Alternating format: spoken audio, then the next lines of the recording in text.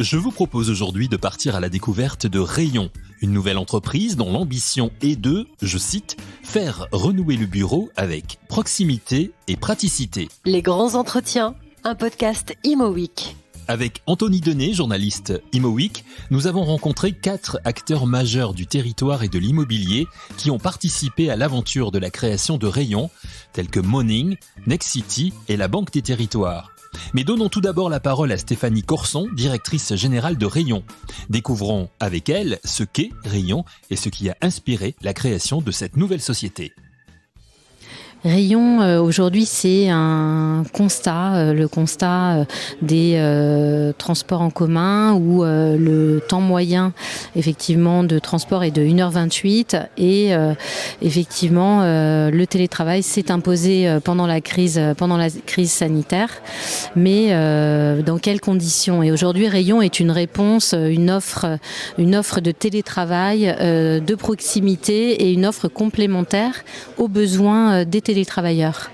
Donc plutôt en région Île-de-France, ce sont des espaces à taille humaine de 150 à 300 mètres carrés, de 21 à 28 postes, plutôt en cœur de ville, dans un premier temps en région Île-de-France.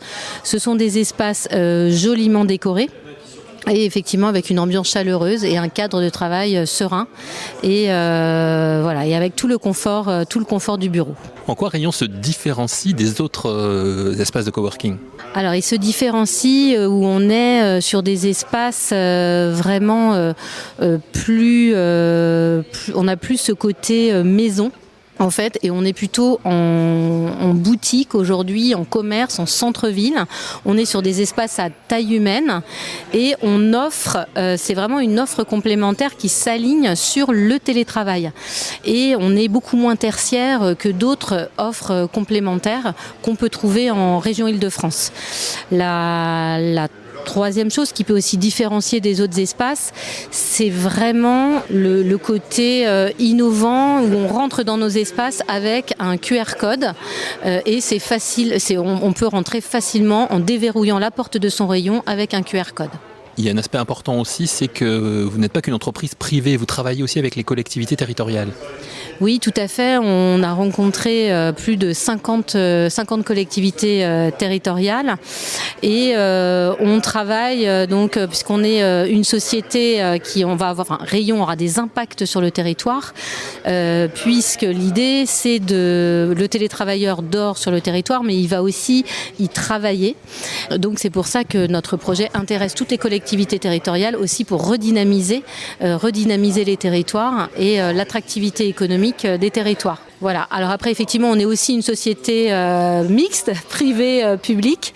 Donc, on est 2 tiers privés et 1 tiers public avec un partenariat donc avec Morning, Nexity et la Banque des Territoires et France 2030. Vous avez décidé de vous implanter dans des territoires un peu iconoclastes, en tout cas, qui sortent un petit peu des sentiers battus, notamment de l'Ouest parisien pour le coworking. On a parlé d'Orly, on a parlé de Melun. Vous avez évoqué justement la prise de risque nécessaire pour justement trouver la bonne formule et savoir ce qui fonctionne et peut-être le type de clientèle qui est amené selon les différentes zones à venir. Vous pourriez nous en dire un petit peu plus justement sur cette volonté de trouver la bonne formule et de prendre un peu plus de risques que peut-être le coworking traditionnel ? La première chose, c'est que vraiment moi je suis persuadée de la réussite de ce modèle. Pourquoi ? Parce que la crise sanitaire a vraiment percuté de plein fouet les modes de travail. On est sur une hybridation des modes de travail. Et aujourd'hui, les cadres, ils veulent plus de télétravail. Et les grandes entreprises, effectivement, vont vers ce mode de télétravail. Et comme expliquait un de nos partenaires tout à l'heure, on est vraiment sur un souhait d'avoir une équité entre salariés. Et donc, je pense que sur les territoires où on va va en même temps sur des quartiers politiques de la ville, donc des quartiers qui ont besoin d'être dynamisés, mais aussi, on va aussi sur des territoires comme la Garenne-Colombes, où ce sera peut-être plus simple, mais on veut tester, ce sont quand même des agglomérations de plus de 30 000 habitants, et on veut tester aussi du partenariat aussi avec les entreprises, c'est-à-dire aller voir les entreprises et qu'elles prennent des abonnements multi-rayons pour pouvoir proposer une offre alternative aux besoins de leurs salariés. Et c'est en ça que moi je pense que le modèle, certes on va préfigurer, mais je pense beaucoup à la mixité des usages. C'est-à-dire qu'en rez-de-chaussée, en boutique, il y a du commerce, mais il peut y avoir aussi du travail. Et je pense que toutes les villes vont vouloir avoir un espace de télétravail pour garder leurs administrés sur leur territoire. Et je pense que dans quelques années, donc nous on est un peu avant-gardiste sur le sujet, mais je pense qu'avec la proposition de loi de Frédéric Lardet sur le chèque bureau, qui va certainement, je pense, passer en septembre, je pense que ça va accélérer les choses avec les entreprises, et donc on aura aussi des partenariats avec les entreprises pour leurs salariés. Et on a déjà été approché par des entreprises qui sont très intéressées par notre modèle pour pouvoir proposer autre chose à leurs salariés au titre du télétravail et de l'équité entre les salariés et éviter l'isolement, les risques psychosociaux qu'on peut trouver, parce que le télétravail c'est super, mais c'est vrai qu'on peut proposer autre chose, en tout cas de plus confortable et de recréer du lien social aussi sur le territoire. Dans les réflexions autour de la création de rayons, il y a 3 piliers, le développement le bien-être du salarié, le développement de l'entreprise et le développement du territoire aussi. Exactement. Et donc aujourd'hui, ce que je vous disais, c'est que c'est gagnant pour ça allie effectivement le bien-être donc des salariés et les entreprises. Ça, on revient sur l'efficacité, la productivité de leurs salariés et la confiance et l'autonomie aussi, qui sont au cœur de ces enjeux, et également aussi sur les territoires, sur les enjeux écologiques pour éviter les transports, les émissions de CO2, et également sur tout ce qui est enjeu d'attractivité, attractivité du territoire, où on reconsomme, en pouvant aussi aller chercher ses enfants à l'école, en allant aussi, en sortant de son rayon, d'aller à l'épicerie locale, faire ses courses, et puis pourquoi pas aller prendre un pot avec un coworker au café du coin. On a compris, c'est la proximité. Une des particularités de Rayon aussi, c'est les tarifs que vous pratiquez, puisque vous les alignez sur les jours de télétravail, c'est ça ? Oui, tout à fait. On les aligne sur les jours de télétravail. Aujourd'hui, on est sur une moyenne de 2,4 à 2,7 de jours de télétravail par semaine. Et donc, notre abonnement propose 2 jours par semaine à 189 € sur un abonnement flexible. On peut également aussi venir à l'heure, mais c'est quand même, c'est plus intéressant de venir effectivement en abonnement sur 2 jours, voire une journée par semaine. On est encore sur quelque chose de très flexible. Rayon, aujourd'hui, ça représente quoi et quels sont vos objectifs ? Alors, les objectifs de Rayon, aujourd'hui, c'est 12 espaces en 2022, 2 espaces par mois en 2023. Et d'ici 2026, on est à plus de 180 espaces. Et en 2025, on est sur un déploiement national sur une 50aine d'espaces d'ici 2026. On teste en Ile-de-France, mais l'avenir, c'est d'aller au-delà, bien sûr. Oui, tout à fait. Mais avant le développement en région, il faut que Rayon fasse ses preuves en Ile-de-France. L'entreprise s'est donné les moyens en collaborant avec notamment la Banque des Territoires. Richard Curnier est le directeur régional Ile-de-France pour la Banque des Territoires. Il nous explique ce qui a intéressé la Banque des Territoires dans ce projet Rayon. Écoutez, ce qui nous a intéressé, vous savez que nous sommes un établissement public et donc nous travaillons beaucoup sur la redynamisation des centres-villes. Et ça, c'est un sujet qui nous tient à corps. Et donc, le fait d'investir dans cette société, c'est permettre de remettre de l'activité économique au centre des collectivités locales et pour faire, bien évidemment, travailler aussi l'ensemble de l'écosystème, du commerce au centre de la collectivité locale. Ça, c'est la première chose. Et la deuxième chose, c'est fait un équilibrage. On est dans l'aménagement du territoire. Là, vous voyez, on nous a présenté le plan de développement. Donc, il y a du plan de développement d'ouverture à Melun. Donc, on est aussi sur l'est de la région.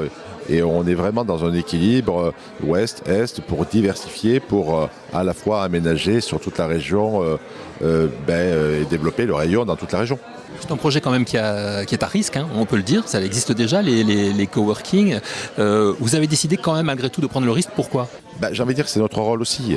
Nous sommes un investisseur, on est là pour amorcer aussi de certaines filières.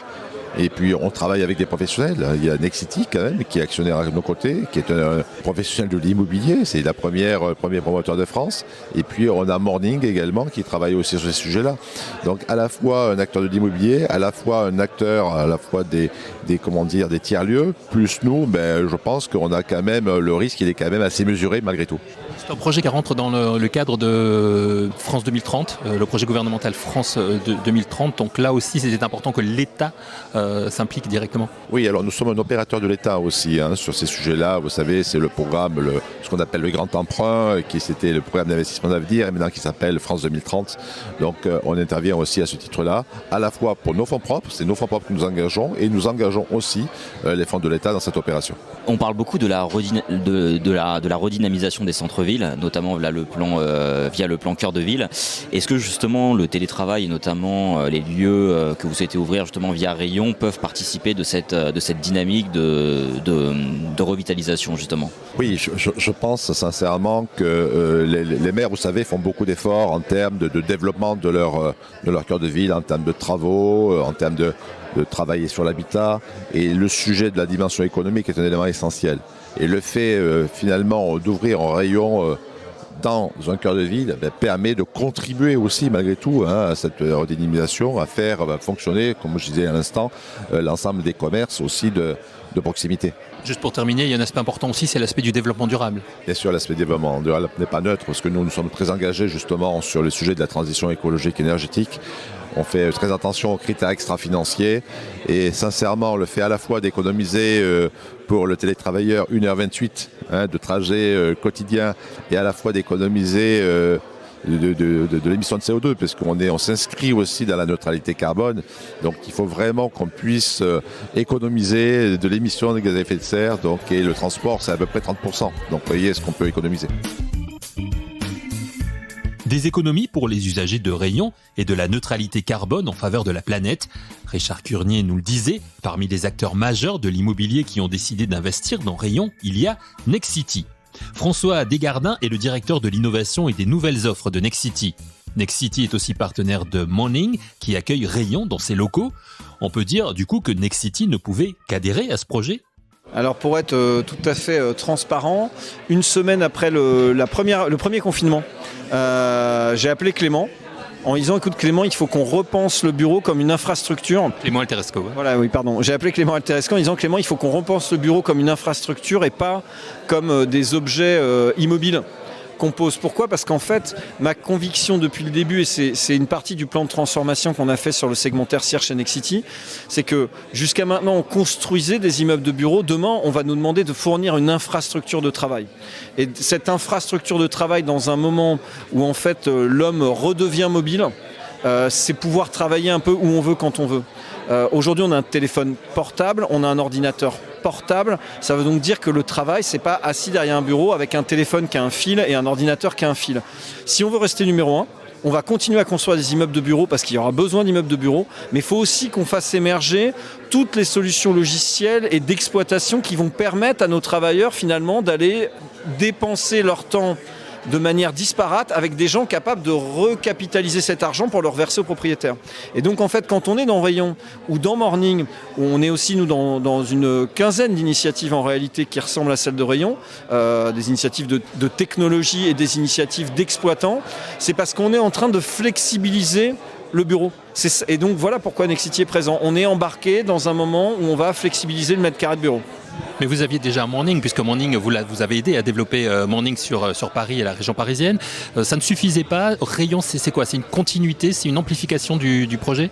Alors ça ne suffisait pas. C'est pour ça qu'on a aussi monté Hipturn, qui fait la même chose mais en région, avec Mathieu Sorin. qui marche très bien. Là, on est déjà une quinzaine de sites et on en a pas mal qui vont arriver. On était présent dans Anticafé et on annoncera là qu'on va faire des choses dans le co-meeting. On est donc présent dans Rayon et on va continuer, y compris dans des solutions logicielles où à un moment, je répète, je pense que notre sentiment, c'est que ce que les gens veulent, c'est de la liberté.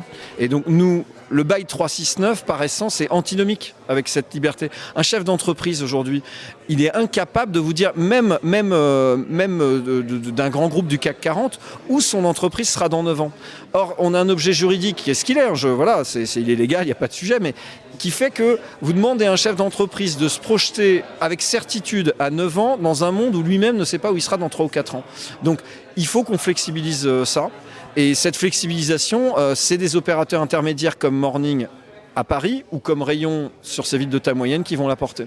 Donc moi j'ai la conviction que ça va exploser et ça peut paraître paradoxal, mais sans doute que la crise Covid accélère et nous aide dans ce mouvement de transformation parce que les gens, et notamment le management, a enfin compris qu'ils pouvaient peut-être faire confiance à ses collaborateurs. Vous avez beaucoup insisté sur l'installation, par exemple, au sein de certains commerces, et notamment sur la notion de mixité, en disant qu'aujourd'hui, effectivement, les quartiers ne pouvaient pas être dédiés 100% au tertiaire ou au logement, mais qu'il devait y avoir une sorte de mélange et de brassage. Vous pouvez nous en dire un petit peu plus justement sur cette notion ? De mon point de vue, historiquement, on a construit la ville par quartier. Vous savez, il y avait un quartier tertiaire, et puis il y avait un quartier bourgeois, souvent autour de l'église, et avec le cœur commerce de proximité. On avait une zone primo-accédant qui était dans un coin, le retail. Cette ville-là, honnêtement, plus personne n'en veut. Enfin, la ville de demain, enfin la ville sur laquelle nous on essaye de se projeter, et objectivement, Nexity a une responsabilité parce qu'on est le plus grand promoteur français. C'est une ville de mélange. C'est une ville dans laquelle on met sur un territoire plus restreint un peu de commerce, un peu de bureaux, du logement, et on mélange les gens, on mélange les couches sociales. Voilà. Donc ça pour Nexity, le vrai enjeu, c'est ça. C'est quand je disais vivre ensemble, bien vivre ensemble, c'est ça. Alors c'est pas si facile que ça. Il faut avoir des élus qui ont la même vision que nous.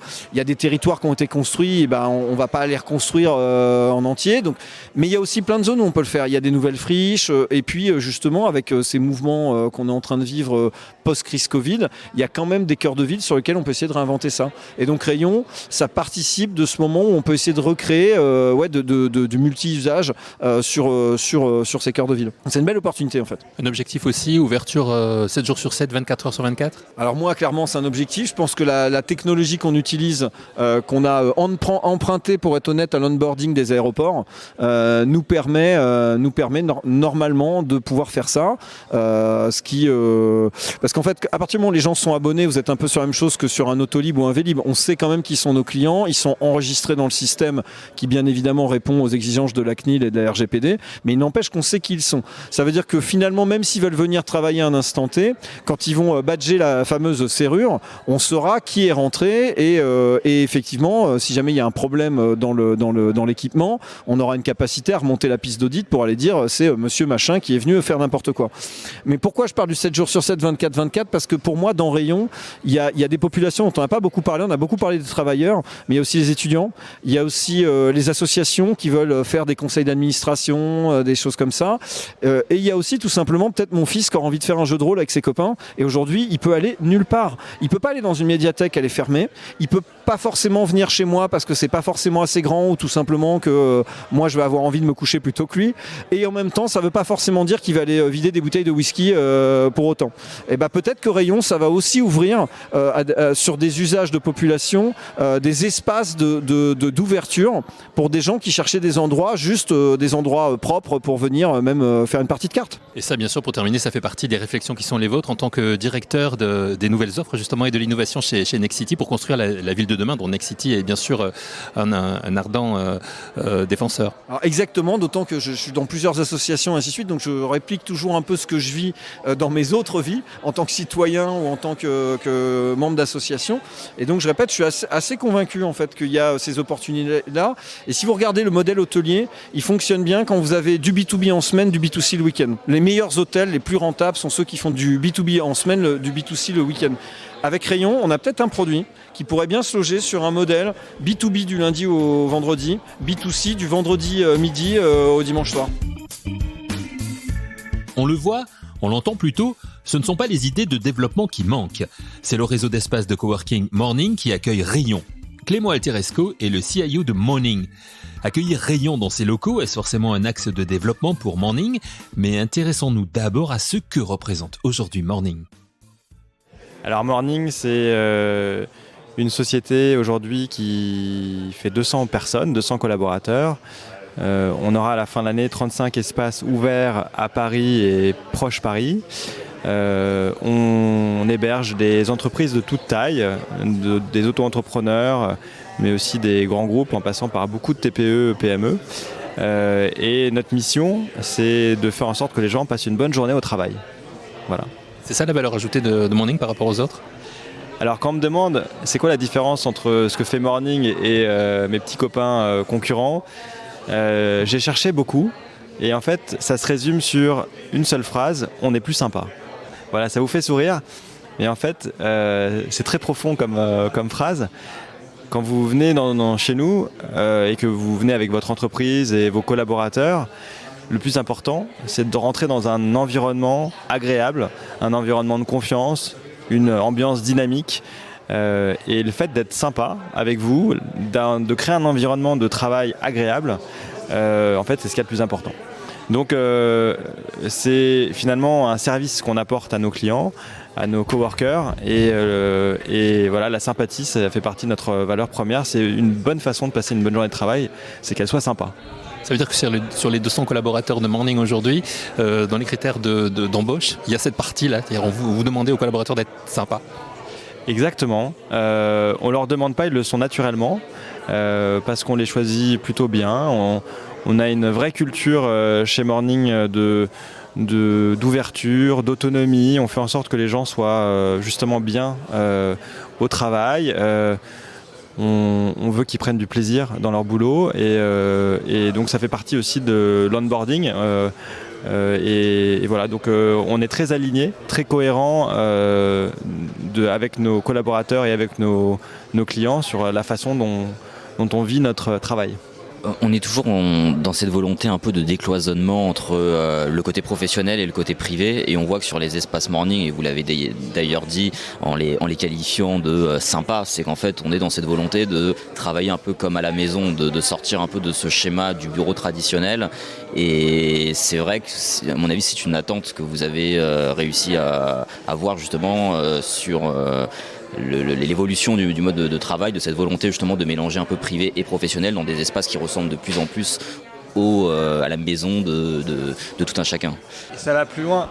Même, je pense que les gens aspirent pas à avoir deux cerveaux, un cerveau personnel et un cerveau professionnel. Les gens ont qu'un seul cerveau. Pour moi, il doit y avoir une continuité dans notre vie professionnelle et notre vie personnelle.